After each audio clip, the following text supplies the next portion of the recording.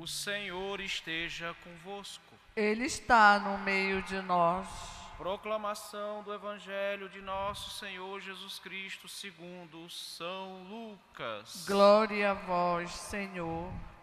Naquele tempo, os discípulos contaram o que tinha acontecido no caminho e como tinham reconhecido Jesus ao partir o pão. Ainda estavam falando quando o próprio Jesus apareceu no meio deles e lhes disse: "A paz esteja convosco." Eles ficaram assustados e cheios de medo, pensando que estavam vendo um fantasma. Mas Jesus disse: "Por que estáis preocupados? Por que tendes dúvidas? Por que tendes dúvidas no coração? Vede minhas mãos e meus pés. Sou eu mesmo. Tocai em mim e vede. Um fantasma não tem carne nem ossos, como estáis vendo que eu tenho." E dizendo isso, mostrou-lhes as mãos e os pés. Mas eles ainda não podiam acreditar, porque estavam muito alegres e surpresos. Então Jesus disse: "Tendes aqui alguma coisa para comer?" Deram-lhe um pedaço de peixe. E ele o tomou e comeu diante deles. Depois disse-lhes: "São estas coisas que eu vos falei quando ainda estava convosco. Era preciso que se cumprisse tudo o que está escrito sobre mim na lei de Moisés, nos profetas e nos salmos." Então Jesus abriu a inteligência dos discípulos para entenderem as Escrituras e lhes disse: "Assim está escrito: o Cristo sofrerá e ressuscitará dos mortos ao terceiro dia, e no seu nome serão anunciados a conversão e o perdão dos pecados a todas as nações, começando por Jerusalém. Vós sereis testemunhas de tudo isso." Palavra da salvação. Glória a vós, Senhor. Pelo Evangelho anunciado, sejam os nossos pecados cancelados. Amém. Caríssimos irmãos, caríssimas irmãs, antes de tudo, nosso boas-vindas a todos e a cada um de vós que estáis hoje aqui na paróquia, Basílica, Santuário de Nossa Senhora de Nazaré. Sejam todos bem-vindos, fiquem à vontade. E queremos também acolher os irmãos que nos acompanham pela Rede Nazaré de televisão e pela Rádio Web Basílica de Nazaré, conectados na fé. Caríssimos, hoje, quinta-feira, na oitava da Páscoa. Oitava é uma expressão que nós temos na liturgia, que significa o seguinte: é a solenidade, a festividade solene, no caso da Páscoa, que foi domingo, seguida dos 7 dias, né? Ou melhor, os 7 dias que lhes são subsequentes. Então, é a festa, mais 7 dias subsequentes, forma 8. Daí essa expressão oitava no calendário atual, no calendário litúrgico atual, nós temos com oitava o Natal e a Páscoa. É como se você comemorasse o seu aniversário, né, no dia com mais 7 seguidos, né, 8 dias de festa. E de fato, nós estamos em festa porque o Senhor venceu a morte. Cristo, aquele que esteve morto, ressuscitou.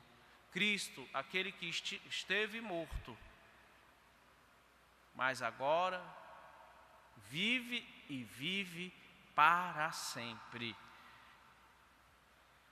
Ele que doou a sua vida na cruz por amor a nós, por amor, por misericórdia. Por misericórdia. O salmista, que nós lemos hoje, o Salmo 8º, o salmista vai nos dizer que o Senhor pouco abaixo de Deus criou o homem. E de fato, uma piedosa lenda conta que um dos motivos para a revolta de Lúcifer foi que ele se indignou porque Deus deu ao homem fez o homem à sua imagem e semelhança, mas o fez do barro da terra. Então ele se considerou ofendido, porque ele, um anjo esplendente de luz, ter que servir a uma criatura feita do barro da terra. E daí vem a revolta de Satã e a tentativa contínua. Ele, não podendo atingir a Deus, atinge a sua obra-prima, que é a humanidade, degradando-a, levando-a à degradação.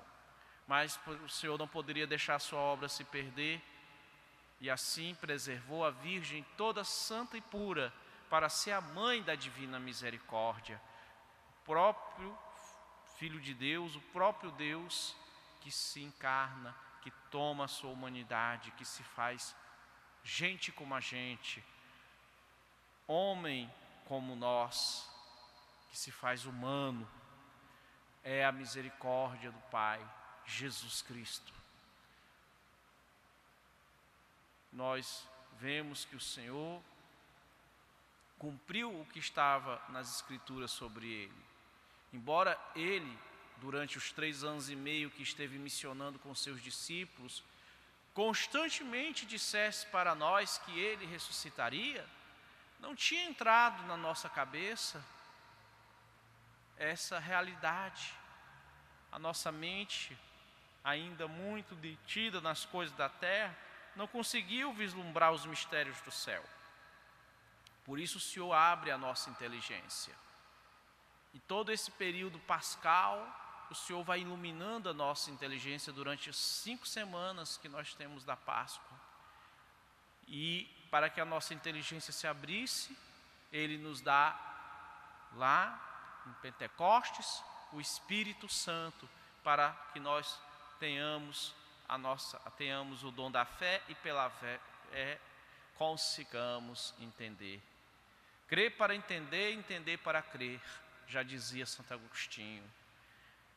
Então, caríssimos, a missão da igreja é evangelizar, é anunciar a ressurreição de Cristo, como bem nos recorda o Senhor no Evangelho de hoje e como demonstrou Pedro nos Atos dos Apóstolos, que foi a primeira leitura de hoje. Manifestar o nome de Jesus Cristo, este nome que tem poder, este nome que é poder. Nunca esqueçam disso. Às vezes as pessoas dizem assim: o mal tem poder, padre? Perguntam, né? O mal tem poder? O inimigo tem poder? Tem. Mas Jesus, além de ter poder, é o poder. Por isso que Ele pode dar a sua vida e retomá-la, como Ele pode nos dar a vida. É o Senhor da vida, é a fonte da vida. E na sua misericórdia, Jesus nos chama a evangelizar. E evangelizar com a palavra e com os atos e com a palavra. Manifestar a sua presença no mundo, manifestar a sua luz, a luz da sua salvação, da sua misericórdia. Nós devemos, pois, nos imbuir dessa verdade, que é a ressurreição de nosso Senhor Jesus Cristo, e que é a base da nossa fé, minha gente. Não podemos acreditar em outras coisas. Outras coisas contradizem o Evangelho. Jesus não trocou de corpo. A prova é que Ele vai mostrar aos seus discípulos as suas chagas, as chagas da sua paixão. Mostra a mão, mostra os lados, e ainda diz para eles: toquem, está aqui. Eu não sou um fantasma, eu não sou uma assombração. É o mesmo corpo. Por isso que no credo nós professamos a ressurreição da carne. Mas a carne ressuscitará para aquilo que ela foi criada, para a glória de Deus. Como entender, como tentar entender esse mistério da ressurreição? Como pode o corpo do Senhor ter ressuscitado, não é? Como se manifesta aquele corpo que esteve na cruz, chagado, vilipendiado, escarnecido, cuspido, chibateado, dilacerado, e o Senhor vai nos manifestar esse corpo glorioso. O corpo glorioso, o corpo ressuscitado, está livre da temporalidade, não está mais submetido às leis do espaço e do tempo cronológico, contado e medido, o tempo do relógio que tem começo e fim. O corpo glorioso passa para o kairos, se torna um corpo kairiológico, está na eternidade, se manifesta como eterno. Por isso que Jesus entra e sai sem abrir portas nem janelas, porque não está mais submetido às barreiras do espaço e do tempo, como nós estamos, não é? Quem estudou lembra, né, aquela lei da física, 2 corpos não podem ocupar o mesmo espaço ao mesmo tempo. Isto é válido para o Cronos. No Kairos, isto não tem sentido, porque o Kairos, ou Kairos, como preferirem, é o tempo que não tem começo e nem tem fim, é a eternidade, não está submetida aos limites do espaço e do tempo cronológico. E Jesus mostra as suas chagas como troféus da vitória. Interessante que os antigos soldados romanos, os antigos legionários, os veteranos, nas suas conversas, eles mostravam as suas cicatrizes de guerra. Era vergonhoso um soldado chegar à idade madura ou à velhice e não ter quase cicatrizes. O grande Augusto César,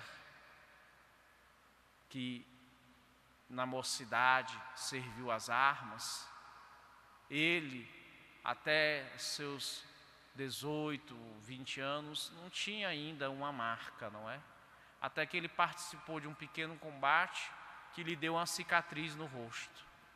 Depois, com a morte do seu tio Júlio César, ele teve que enveredar pela carreira pública, ele teve que entrar para a vida pública, para cumprir as suas obrigações como cidadão e como herdeiro do seu tio-avô, Júlio César, assumir o comando de Roma. E na velhice ainda, o maior gosto que ele tinha era mostrar aquela cicatriz que ele tinha obtido na batalha quando jovem. Então Jesus mostra como um soldado, como um general vitorioso, as marcas que ele traz no seu próprio corpo, da grande batalha que ele teve com a morte. Venceu a morte e, como tal, o Senhor se torna triunfante. E nós podemos dizer a plenos pulmões: Cristo vivit, Cristo reignat, Cristo imperat. Cristo vence, Cristo vintes, Cristo reina, Cristo imperat. Ou seja, Cristo vence, Cristo reina, Cristo impera. E a imagem do ressuscitado é representado justamente deste modo. Ele, como que a sair, como a sair do túmulo, com uma cruz, no qual ele traz um estandarte, preso a esta cruz, em branco, com uma cruz em vermelho, ou seja, significando o troféu da vitória. Ele traz a paz e a reconciliação, por isso o estandarte é branco. E a cruz vermelha no estandarte nos lembra o seu sacrifício. E a cruz que serve de haste para o estandarte, o troféu da vitória. É costume ainda hoje que quando um exército vence outro, a cerimônia de redição é a entrega dos estandartes, bandeiras, distintivos e lábaros do exército vencido.